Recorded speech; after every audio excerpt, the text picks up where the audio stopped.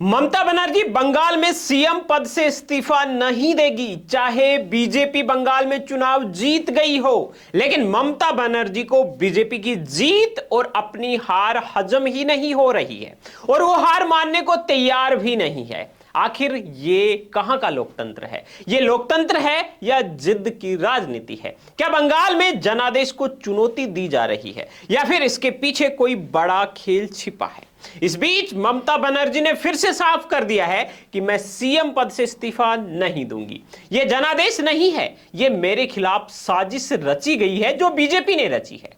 दोस्तों, पश्चिम बंगाल इस वक्त देश की सबसे बड़ी सियासी जंग का केंद्र बन चुका है।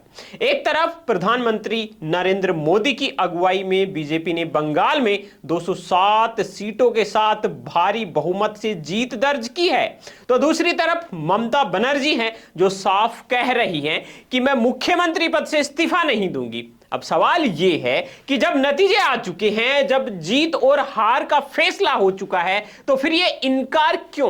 क्या यह लोकतंत्र का अपमान है या फिर ममता बनर्जी किसी बड़े सच की ओर इशारा कर रही हैं? देखिए, राजनीति में हार और जीत चलती रहती है, लेकिन हार के बाद हार को स्वीकार करना ही लोकतंत्र की असली ताकत है। लेकिन यहां मामला उल्टा है। ममता बनर्जी कह रही हैं मैं इस्तीफा नहीं दूंगी, यह जनादेश नहीं है, बीजेपी ने और चुनाव आयोग ने मिलकर मेरे खिलाफ साजिश की है।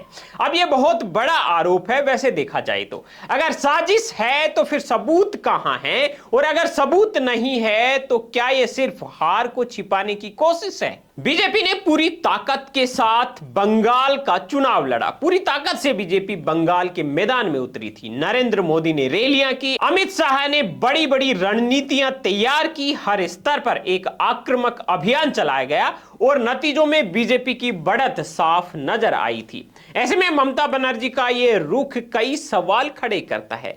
क्या वो वाकई जनादेश को चुनौती दे रही हैं या सिर्फ ये अपने समर्थकों को संदेश देने की एक रणनीति है कि हम अभी हारे नहीं हैं? अब जरा इस पूरे मामले को गहराई से समझिए। राजनीति सिर्फ आंकड़ों का खेल नहीं है, यह नैरेटिव का गेम है।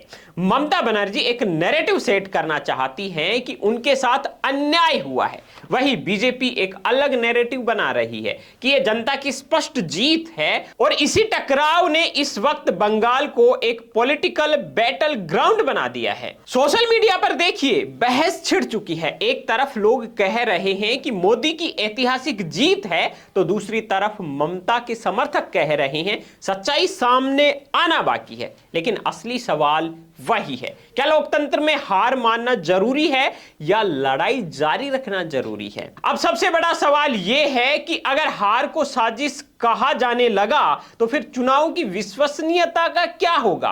और अगर वाकई में कोई गड़बड़ी हुई है तो उसे साबित करने की जिम्मेदारी किसकी है? यही वो सवाल है जिसका जवाब आने वाले दिनों में तय करेगा कि बंगाल की राजनीति किस दिशा में जाएगी।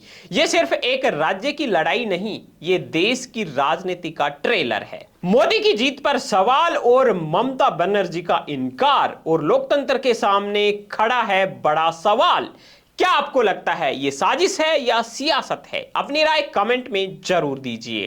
दोस्तों, आप देख रहे हैं बीएन हिंदी न्यूज और मैं हूं राकेश कुमार। इसी तरह की टॉप ट्रेंडिंग खबरें सबसे पहले देखने के लिए यूट्यूब में सर्च कीजिए बीएन हिंदी न्यूज, और हमारा जो चैनल आ रहा है बीएन हिंदी न्यूज, उसको सब्सक्राइब कर लीजिए, बेल आइकन को प्रेस कर लीजिए। वीडियो को अभी तक लाइक नहीं किया है तो लाइक कर दीजिए और अपने दोस्तों के साथ में शेयर कर दीजिए।